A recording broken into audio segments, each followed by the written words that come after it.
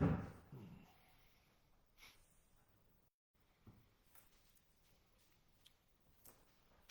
evening, everybody. I hope everyone can hear us all right. I'd just like to thank everybody for joining us online tonight, and in particular to thank all the people who've sent in questions. We've had about 173 questions that have come in, some direct to the club, some via Trust, some via TROSC, and we will try and answer as many of them as possible this evening. But I just wanted to start by saying that Mark and I think it's fair to say, share the enormous frustration of fans in terms of where we are at the moment, in terms of on-field performance in particular. And I think we're very conscious in doing this session this evening that there is nothing that we can say tonight that is going to change where we are in the table at the end of us speaking. But what we can do is try and give you a little bit of insight into what we're trying to do about it. It's been 3 months since the last Q&A. We've committed to doing these quarterly, and it's a very different scenario tonight from what we were facing 3 months ago, where everybody was very happy with recruitment. There was a sense of optimism. We were averaging 2 points a game, and things looked like we were off to a good start despite a significant number of injuries. But I get why people are frustrated. As I say, we share it completely. So what we've done tonight with your questions is to group them into a number of themes. Obviously, we can't answer 173 questions, but a lot of them are very similar. So what we've grouped them into are some about strategy, then we'll address the takeover, then we'll look at on-field performance, covering recruitment, the January window, and the coaching staff. We'll look at the fan park, the relationship with the trust and the golden shares, the club finances, including the loan from 𝗬𝗢𝗨𝗥𝗧, and rumours of administration, the ticket prices, and then a cover up at the end of a number of other items. So at that point I will hand over to Mark just to say a few words of introduction before we dive straight into some of the strategy questions. Well, I would say a few words of introduction, but I think Nicky said them all really. Now look, as Nicky has said, I mean, we absolutely share the frustration of fans, believe me. But what we also understand, that at least we can see what people are doing day to day within the business and in the training ground, etc. See what they're doing day to day to improve things, not only off the park, but also, and most importantly, what they're trying to do to improve things on the park. I understand everything is coloured by the on-field performance, and the current league position is a disappointment to everybody, especially as Nicky says, when you looked at the optimism when we started the season 3 months ago. But you know, let's just get into the questions and then see.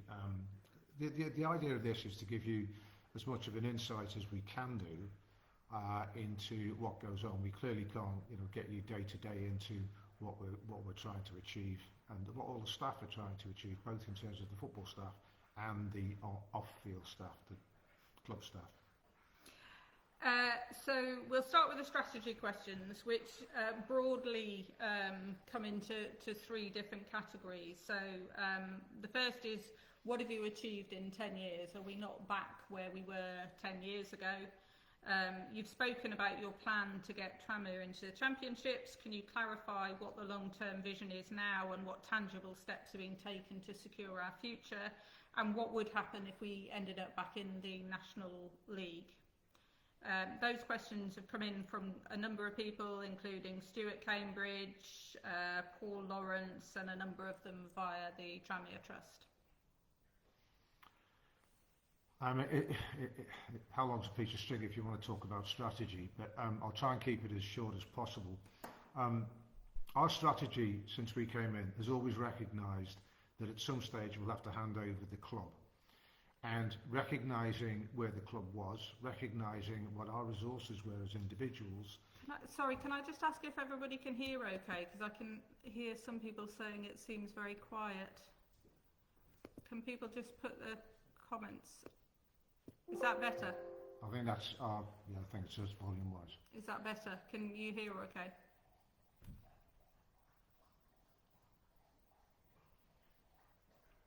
Is everybody hearing okay now? Is that better? Okay, let's carry on. So our strategy, as we say, is all recognise that we, at some stage, would have to leave the club. And actually, in terms of what we could do, could we put ourselves in a better position so that there's interest in people taking over the club and building on the increased potential of the club. And that is what was designed to actually get us into the championship. Could we have aspirations? Could people coming in have aspirations to take the club to being a championship club? And that's meant tidying up the club from where it was and increasing its potential. The difficulty is always balancing that, trying to do that whilst keeping the sort of the on-field performance going. I think over time we've built the potential. We've got a ground and a training ground. There's 3.6 million being invested in the training ground that can enable us to play in the championship without significant further investment, and that's attractive to people who are coming in looking at clubs who don't have their own training ground, don't have their own ground, etc. And I think that there are other areas as well which we've built in terms of income streams that weren't there when we came in. So over a period of time, do you say, has that been successful? Well, yeah, not everything's been great, but actually we can just say that it's evidenced by what we wanted to achieve was to get interest from people in investing in the club, and that I think is certainly what we're seeing at this point in time, and that's why one of the questions tonight is where is the deal to transfer ownership of the club going and where that's up to. Well, that is because the club is in a better place and people recognise that than it was. Some specifics, I think one of the questions was what happens if we go into the National League. Well, I'll say this, I don't think we will. There's 84 points to play for, but if we did, I just point to Wrexham. And Wrexham, we're in the National League, and I think we are actually in a better place than Wrexham were when they were in the National League in terms of owning our ground, owning our training ground, etc. The two principal trading assets. So, as I say, I don't think it'll happen, but if it does, we will be able to still see the club go forwards. Okay, I guess the big one, the most oft asked questions were around the takeover.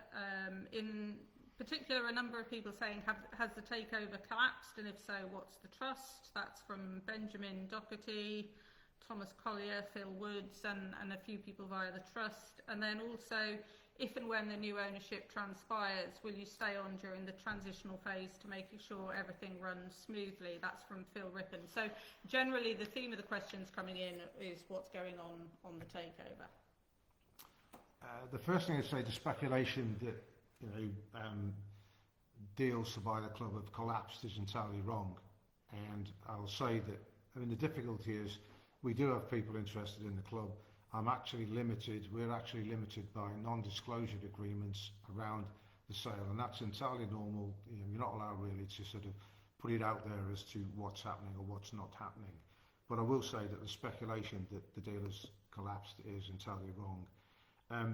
These things are complex.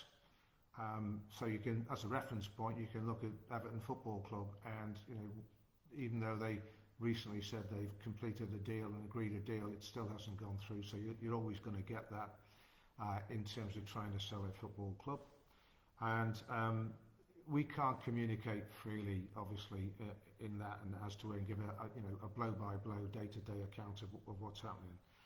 Part of the delay is we actually want the incoming people to add value and increase the potential of the club. And I think that the parties that we are talking to can do that. And we'd rather that happen than people just come and just put money into the playing budget, put money into an ego trip, or actually asset strip. And they are the things that have been happening to clubs over the years. And we actually don't want to see that.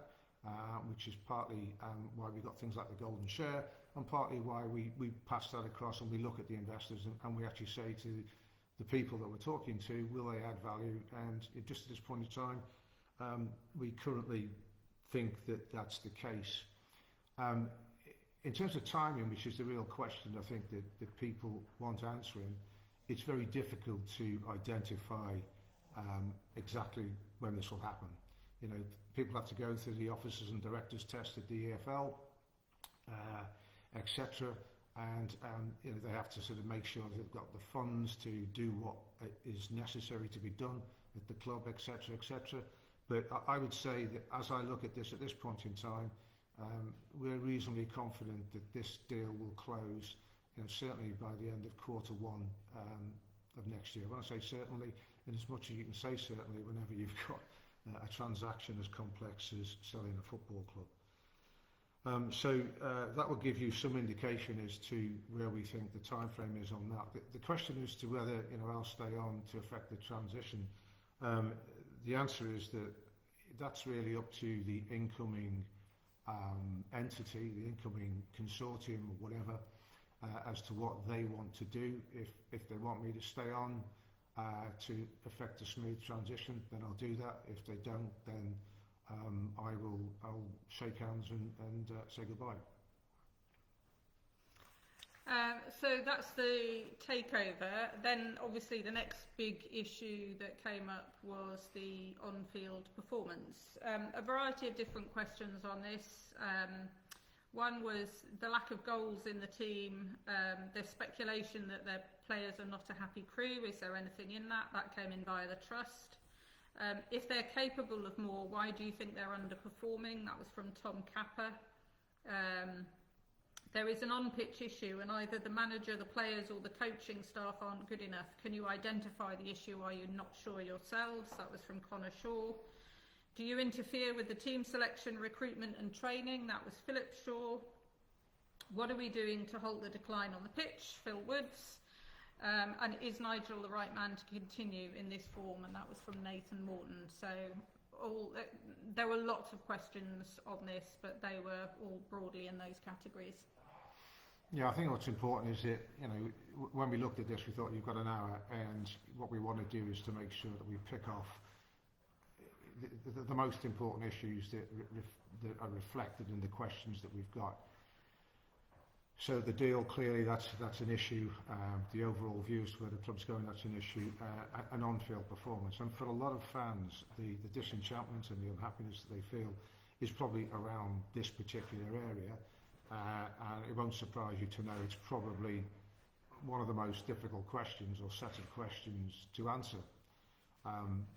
No one in situations like this can ever put their finger on any one thing that you can see and you can fix as you can in a normal business.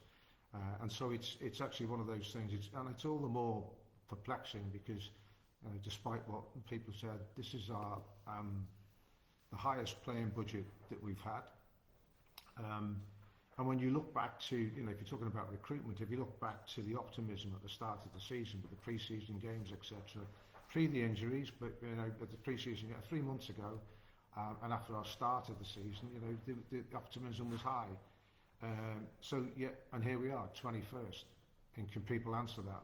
Now you can actually go back and knee-jerk and say, yeah, it's the players, they're not trying. Yes, it's the manager, he's not good enough, and whatever, or it's the coaching staff, etc.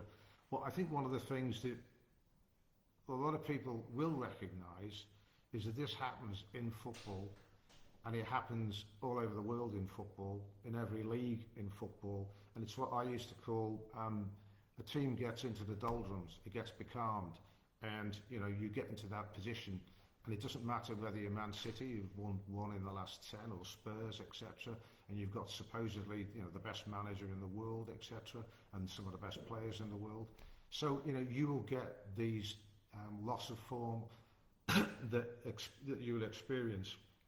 Good players don't become bad players overnight, and good managers and coaches don't become bad managers overnight, etc. So I appreciate that you don't see what I do in terms of what the players are doing to try and make themselves better, trying to fix the problems that they've got, and what the staff are doing on that, but they do work on it. And what I would say also is they are as unhappy as everybody else around the club, and in the stands, etc. And they do work hard trying to improve. And sometimes, and it's hard to accept, but sometimes you just have to do what is called sticking together, look at what you do, seek to improve, and everybody working hard. What I say is everybody is working hard, but they're not complacent, I can assure you of that. And today Andy Crosby's come in as an example of that. He brings an experienced new set of eyes that may sort of see things that other people don't see and help to sort of move the thing on. But at the end of the day, the key message on this is, we've seen poor performances and good performances in the same 90 minutes. And for me, in my experience in football, that comes down to one of two things. It's either a lack of effort or a lack of confidence. And I don't think, personally, there's a question in there, is it a happy dressing room and stuff like that? My understanding is it's not a happy dressing room in the sense that nobody's happy with the results and where we are in the table. Absolutely not. They all came to the club, the players, with an ambition to actually move up and get promoted and enhance their careers, etc. So nobody's happy with that. Is it a happy, dressing room that's fighting against the staff or in between players? No, I don't think that's the case. I'm clearly not in the dressing room, but you get a sense of that. So I don't think it's that. And as I say, I don't think it's a lack of effort. But what I would say is when you start to get results like this, you get into confidence. And as an ex-player, I can tell you, it does massively influence games. If you're about to close somebody down, you maybe delay a little bit. You look slower to the ball. If you're trying to take a shot in the box, you may be taking a second touch rather than hitting it first time, etc. And the opportunity closes down. So these are almost imperceptible, but they're very real and very tangible in what impacts on the performance on a game. Can I deal with some specific questions? The specific question, do you interfere, like the choice of verb, do you interfere with team selection, recruitment and training? Let me put this one to bed, as I have to put it to bed every single Q&A. I don't. On recruitment, I actually sign off after it's gone through a process, but I basically take the recommendations of the staff and importantly the manager. I may challenge on certain things such as an injury record and make sure that any contract that we have reflects that the player hasn't played. He may have to play a certain number of games, and his contract may be biased towards appearances rather than just paying him a flat wage if he's got an industry profile. But that's the extent to which I personally get involved. I do actually sign off, of course, at the end of the day and make sure that it's all within budget. I think at the end of the day, as I said, this is one of the most difficult areas, and you just have to accept that it happens in football at times. And there is coming up a period of 3 home games, and it is about everybody helping out on this, because the one thing that can actually happen is you can make it worse. If it's a confidence issue, you can make it worse, but you can also make it better. And if you just accept the fact that all of these players are really trying hard, the staff are really trying hard. Andy Crosby comes in, he'll give a different view, possibly. But at the end of the day, everybody's working to achieve the same thing. That you go home happy on a Saturday afternoon, that I go home happy on a Saturday afternoon, Nicky goes home happy on a Saturday afternoon, because that's what everybody wants to achieve. I just noticed one question coming up on the Q&A. I can't see many of these, but one that did catch my eye was about whether there was a possibility that the training was too hard and that players are picking up injuries in training. What I would say on that is that I know that everybody looks at the training pitches, everybody looks at the loading of players, and the information on that is far better than it was when we came into the club. So all the sports science around that is something that I think gets the balance right between the loading on players, specifically the loading on players. So I'm reasonably confident that with the connections that we have with Liverpool John Moores University, which is one of the top 10 sports science universities in the world, that we're doing as much as we can to help on that, but you do get injuries, and that's one of the problems that you get. I have to say that, I go back to my day, and the injuries were, you seem to play with injuries and have fewer of them.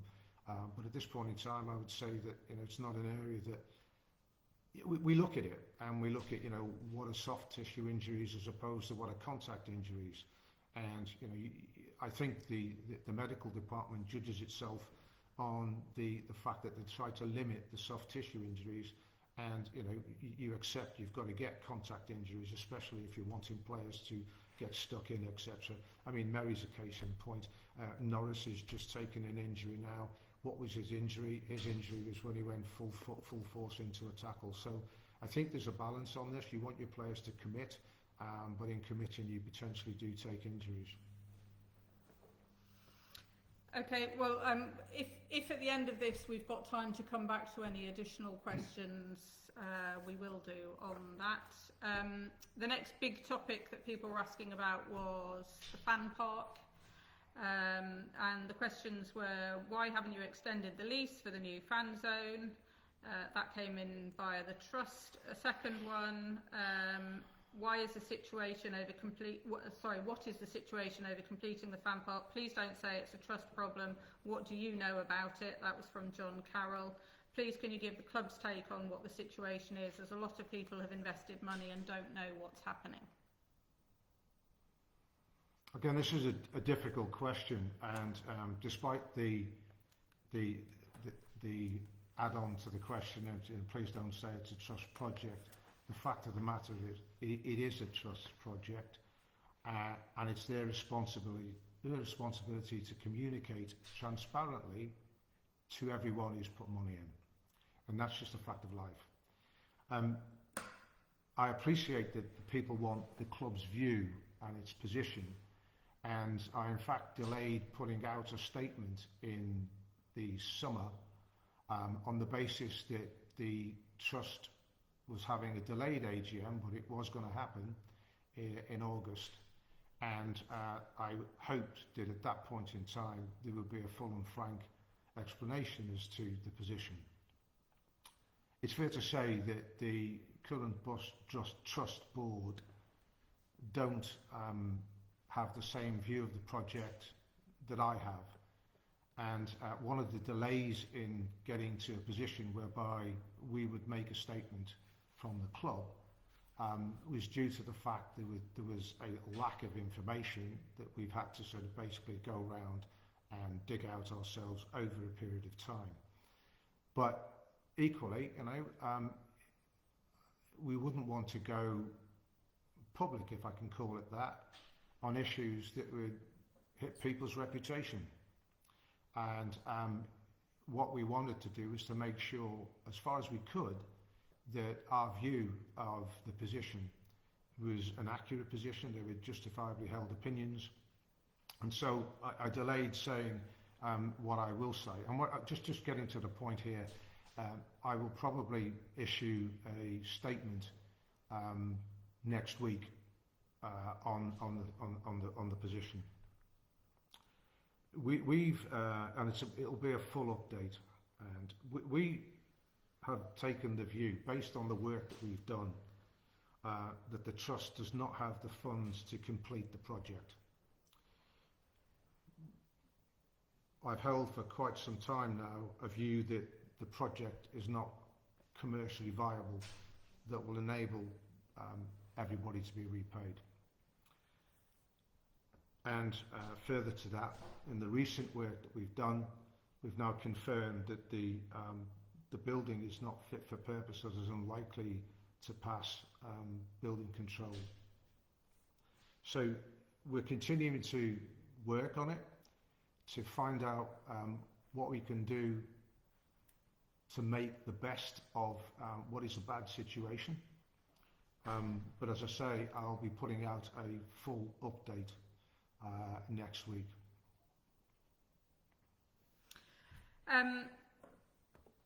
sort of things that came in around that, but sort of tangentially related, were around the relationship with the trust and whether the associate director would be going back on the board from the trust. Look, it'd be wrong of me to say that this hasn't damaged the relationship with the trust. I'm not convinced at all as regards the governance of the organisation, and I've told them that. And until they improve their governance, which is about making all stakeholders, of which the club is one, as well as the trust members, are confident in the decision-making ability of the organisation, then that is the definition of good governance. So when they get to that position that we are comfortable with that, we will reinstate and the trust have known that, despite what they put out as I think was an incorrect statement as regards the termination. It wasn't a termination, it was a suspension of the associate directorship of the trust. So just to repeat that, the relationship with the trust at the moment is fractured. We recognise the good stuff and the good relationship we've had with the trust over the years, and they've done many, many good things. They help us with things like setting season ticket prices and so forth and so on. They did a lot of good work around the ground. They've run the fan park in the car park. So, a lot of that is there, and that's there to be done again in the future. But the reality is, at this point in time, I did not, and that takes the golden share, for example. I wanted to have 2 golden shares, so one couldn't operate, and if there was a rogue element to it, it could operate on its own. And Nicky will talk about the golden shares later. But I wanted to make sure that there was a check and a balance. So one will go to fans and representatives of fans and TROSC, who agree that they need to sort of look at their governance situation and improve that. They will take one of those golden shares. But they'll also be there, and one of the things we have said is that they must be open to representation from fans everywhere. So from the trust itself, they can go straight to TROSC and put forward their problems that they have in respect of those issues covered by the golden share. But just at this point in time, the relationship with the trust board in particular, and what I would say is, there has been a large number of resignations from the trust board, which, in my opinion, has weakened the trust board in terms of a partnership with the club. So basically there'll be a much more detailed update on the fan park scenario next week, in all likelihood, but imminently. Just turning to the golden shares, because there were a couple of questions that came in about the golden shares. One in particular: while I can see what you're proposing with the golden share issue, will it not restrict / alienate potential takeover parties? I think the short answer to that is yes, it would alienate somebody who was wanting to come in and asset strip the club, and that's exactly why we put the golden shares in place. As much as some of you may want us to hand over to fresh ownership with deeper pockets or more commercial pulling power as soon as possible, one thing that we're very keen to do is to make sure that it goes to the right owners going forward, and the golden shares was an important part of that. Nobody wants asset strippers in the club. Nobody wants to come in and see somebody doing anything that disrespects the heritage of the club. But no commercial partner or no investors in the club who have got the good intentions at heart will have a problem with it, and that's what we found. And of the people that we are speaking to, there is no concern at all. In fact, we discussed it with them before we did it, and they were entirely comfortable. So yes, it would be a disincentive, but only to people that we wouldn't want owning the club. There were then questions about club finances. From a couple of people, Andy Abbott and Liam Ravenscroft: can you quash the rumour that the club is going to administration? Can Mark and Nicola give an indication of how much of their own money they've put into the club since they've been owners? That was Melvin Williams. And in a previous Q&A, you mentioned that you would put 5 million into the club. Is that your own money or money from the 𝗦𝗢𝗪𝗧 sale? And then questions about 𝗦𝗧𝗔𝗬 and why we have taken a loan from Norman, and please explain his involvement in the club. Well, the first one's relatively easy. Is the club going into administration? The answer is no. And I was an insolvency practitioner, so the answer is no. The question of how much we've put into the club, it's actually 7 million. And the question is it your own money? Yes, it is our own money that we put in. And the question as regards 𝗦𝗧𝗔𝗬, our bankers, Allied Irish Bank, had banked with the club for many years. In fact, when I was a player, I used to get Allied Irish Bank checks. And they indicated nationally 3 years ago that they were going to exit basically the SME market, the small business market, effectively, which included, clubs like Tranmere Rovers, or included Tranmere Rovers.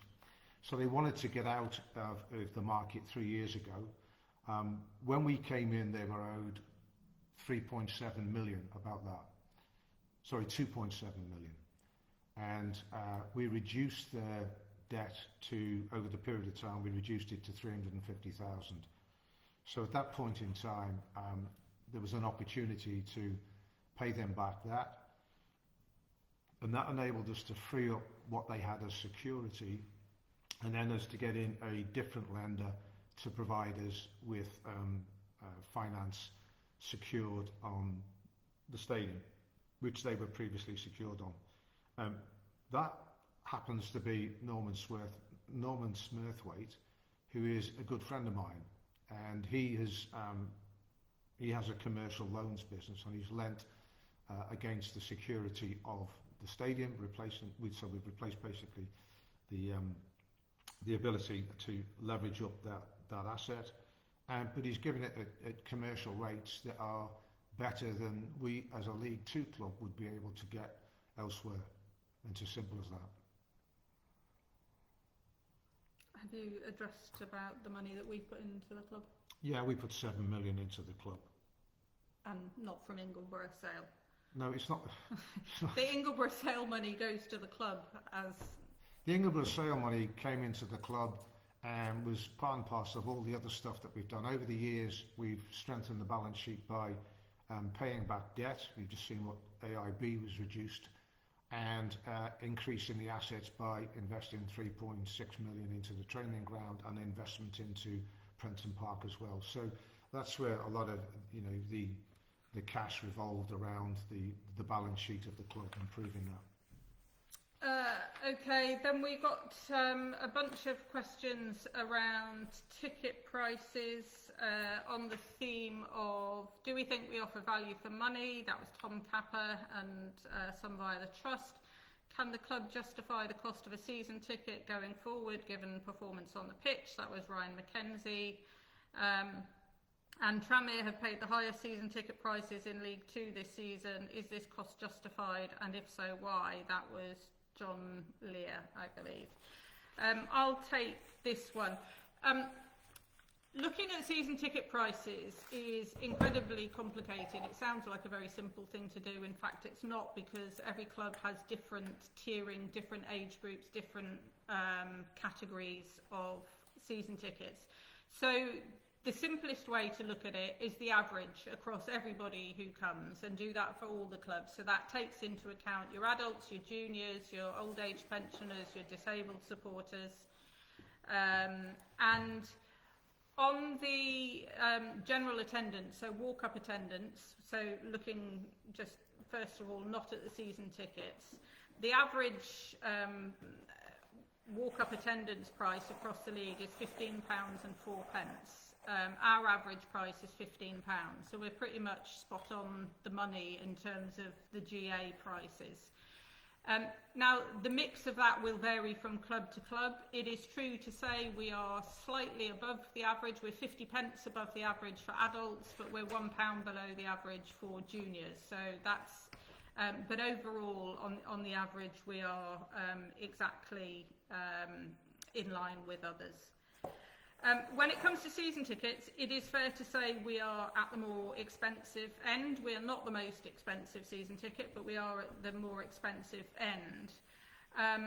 But what that doesn't take into account is the fact that we are, I'm not sure whether we're still the only, but certainly a vanishingly small number of clubs, if any other, offer the interest-free financing option with no credit checks. And whilst that may not sound like a big deal, in cash terms, it means around £50 of value. Apologies for Mark, he was just had knocked something over, so he was just rescuing a spill there. In cash terms, that's worth about £50 per season ticket to season ticket holders. And around half of our fans use the interest-free financing. Can I just take that point there? Because I referred to the relationship with the Trust and the extent to which they get involved in setting season ticket prices with Trust. Now, that was an initiative that came from the Trust, and that's the type of thing that we want to see in the relationship with the Trust going forwards, that we can get back to that, where they can add positively to something like that. So, that whole removal of the pressure on people to provide credit references and so forth, because some of our fans couldn't afford to do that, but then allow them to take the benefits of having a season ticket discount, was related to what the Trust put in place. But that, as you say, should be taken into account when you're looking at the overall comparison with other clubs. And for people saying Mark knocked his wine over, it was actually a can of kombucha that got knocked over there. But so yeah, the on-field results have driven me to give up alcohol. On the season tickets, there was a strategy around trying to support the most vulnerable in our communities, or the ones who could least afford it, and that's why we went down the cheap financing option. Growing the fan base for the future is why we have some of the cheapest young people's and children's tickets in the league. So those were strategic decisions taken in conjunction with TROSC and the Trust. We'll always listen to fan feedback, so things like this are useful for us. When it comes to setting season ticket prices, again, please feed in anything that you want to via TRUST or via the Trust, so that it gets back to us. Next topics is, we've actually got a few different areas, sweep up. One is around comms. There were some questions around comms and why, or the perception that there is less communication than there has been in the past. I would actually say there is certainly less communication on social media, or anti-social media as Mark used to call it, but part of that is apart from the fact that it can be a fairly toxic environment, and I'm not even just talking about Tranmere, I'm just talking generally. I don't tend to use it much, if at all, nowadays, because I don't enjoy it for nothing to do with Tranmere. But what we committed to do was doing these quarterly sessions and being entirely open with fans to the extent that we are legally allowed to be. And we've done that. And to those who say, well, we only ever do these when things are going well on the pitch, I think we've demonstrated tonight that that's not true. We will do them quarterly. We've had some people saying, why are we doing this one online rather than in person? And is that because we're scared of facing the fans? No, if you go back to the beginning of the year, we said we would mix it up. The reality is, at the moment, we have 813 viewers on this channel. If we do them in person, we get around 100 people turning up. So in terms of actually communicating with a larger number of people, doing it online is better. If people are concerned that we're picking and choosing questions, then the Trust and TROSC have seen the questions that came in. If there are any that they feel that we haven't we haven't answered, then we can pick those up and we'll deal with them. We'll answer them online after the event. But we've tried very hard to do that. And we've had a question about or a couple of questions about the protest tomorrow, saying, are we aware that there is a protest tomorrow? I don't know if you want to talk about that, or you want me to talk about that? Well, I'm fine. What are you protesting about? I think somebody said that, you know, if it's a protest that wants us to leave, you know, we'll join that.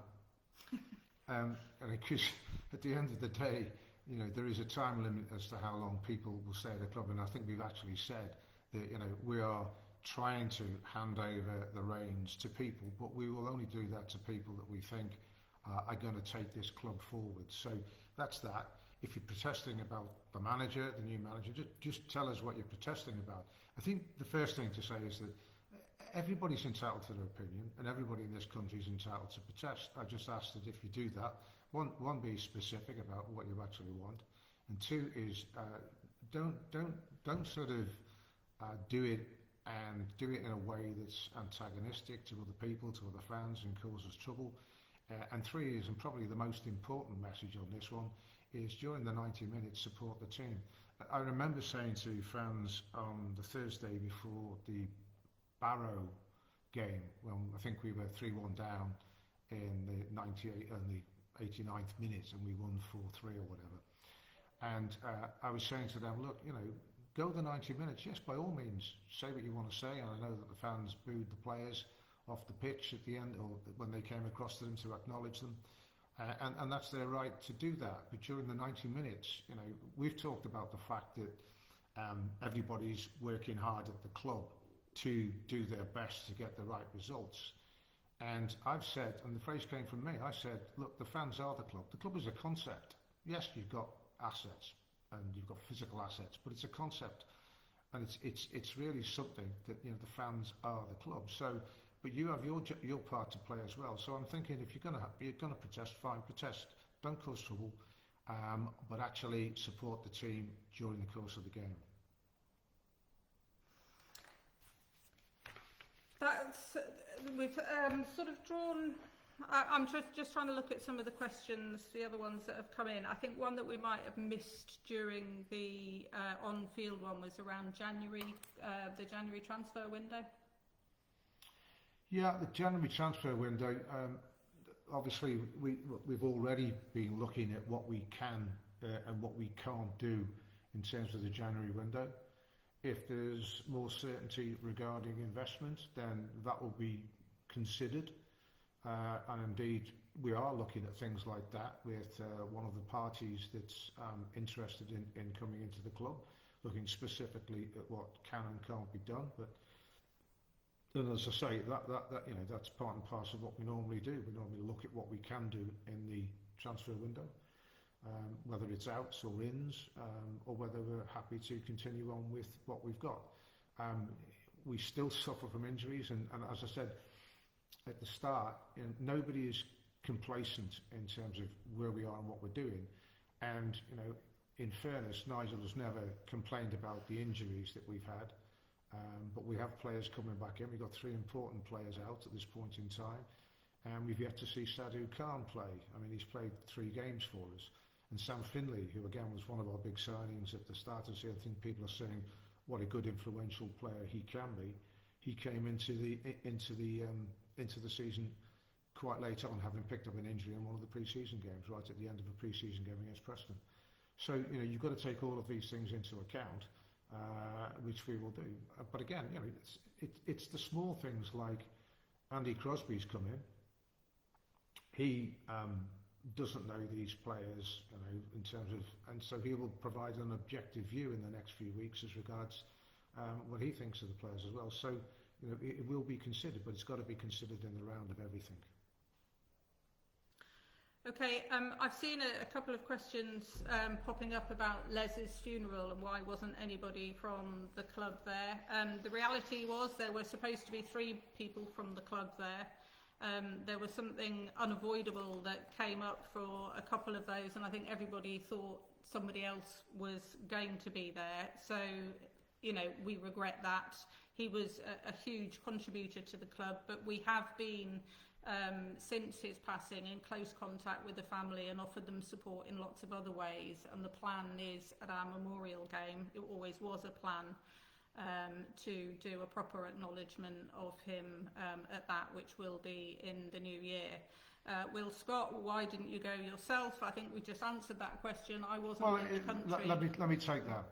Why I didn't go was because I was involved in all-day negotiations with regard to the sale of the club, as were a number of senior staff.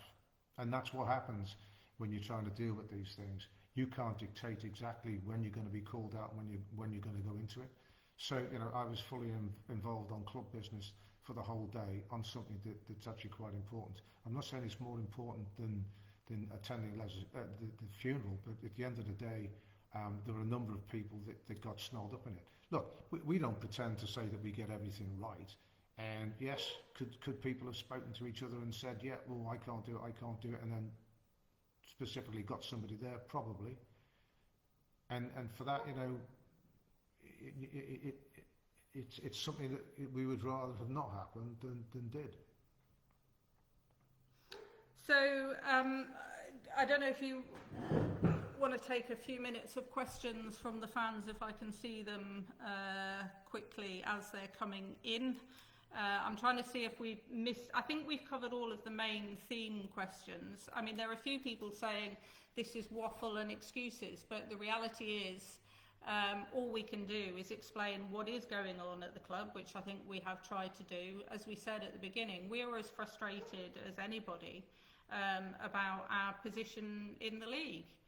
The manager is as frustrated as anybody about our position in the league. We are all trying to work out what to do to address it. Andy Crosby is something positive that we have done to get a fresh pair of eyes on the problem, to see if he can identify what the issue is. I said at the beginning that there is nothing that we can say tonight that is going to change the position in the league at the moment, but there are 84 points still to play for. So it's not, sorry, I'm trying to look at the questions, to anybody who is giving up on that this season, well, we're not. And if anybody feels that we don't still care and we're not spending every working day trying to work on this and sort it out with the senior management team, then, we are. And there's a huge number of people working very hard behind the scenes to make it happen. Just looking at some of the questions coming in, we need honesty that recruitment hasn't been good. I think, I don't know what else we can add to what we've said on that. I mean, if you look at somebody like Christian Dennis, he hasn't managed to find his scoring boots from us. He has an absolutely great record in his background in terms of his scoring ability, in terms of his promotion out of this league ability. The question is, what is the unknown for why it's just not gelling at the moment? I think, as I said, that's the whole thing as regards the on-pitch performance, which is the main deterioration in terms of the position since 3-4 months ago. Is perplexing, and it's one of those things. Sometimes you just have to be patient and work through it. And really, I know that will not satisfy a lot of people who want positive action. But sometimes positive action is about supporting the people in place. If you haven't got a better solution than the people who are currently in place, the knee-jerk reaction of replacing people isn't always positive action. It's an action. Do I think that that's something that needs to be done at this point in time? No is the answer. Do I think that people are working hard? Yes, I do. Do I think that we've got good players in the building? Yes, I do. Do I think we've got good staff and a good manager in the building? I do. And all I can say is that they will continue to work hard trying to get us into a position that really reflects what we thought would be a good season at the start of this season. And, as I say, there's 84 points to go for. My question is, will you guys play your part? You have done so far and supported the team, and I think that's recognised by the staff and the players. And I think that's a massively important thing going forwards, because you can either hurt or you can help, and it's your decision as to what you want to do on that. Just looking at the comments, it seems that some people might have missed the beginning bit where we gave the update on the takeover, so I don't know if you just want to do a quick recap on that, because there's a few people saying, where are we on the takeover, so I can only assume they were late on the thread. I think that the top line on the takeover is it's still happening. It hasn't, you know, people are saying, well, you know, it's fallen away. It hasn't.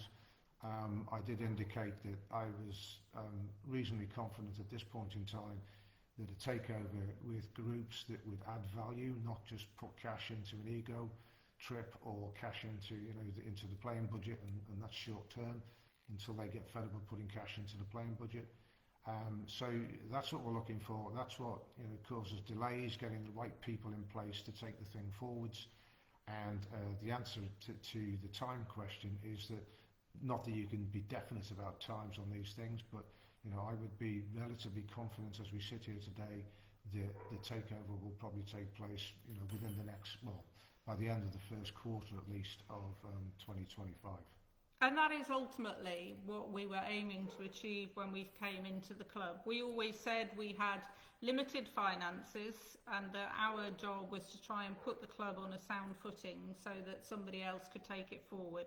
We've got capital projects lined up that we believe will fulfil the ambition that we set out when we came in for the club. What we now need to do is get that over the line. Thank you everybody for tuning in. As I say, it's quite difficult to read all of the questions coming in on the screen, partly because I'm slightly dodgy eyesight. What we will commit to do is speak to the Trust. If they think there are any of their material questions that we haven't dealt with, we will pick those up afterwards. But thank you everybody who has tuned in. Thanks for your support, and important support tomorrow, support the next 3 home games at least, to give us a chance of getting back. We've only played 6 home games, I think it is, this season, and everybody talks about making Prenton Park a fortress. It certainly was in the recent past, and there's no reason why we can't do it in the near future. Thank you.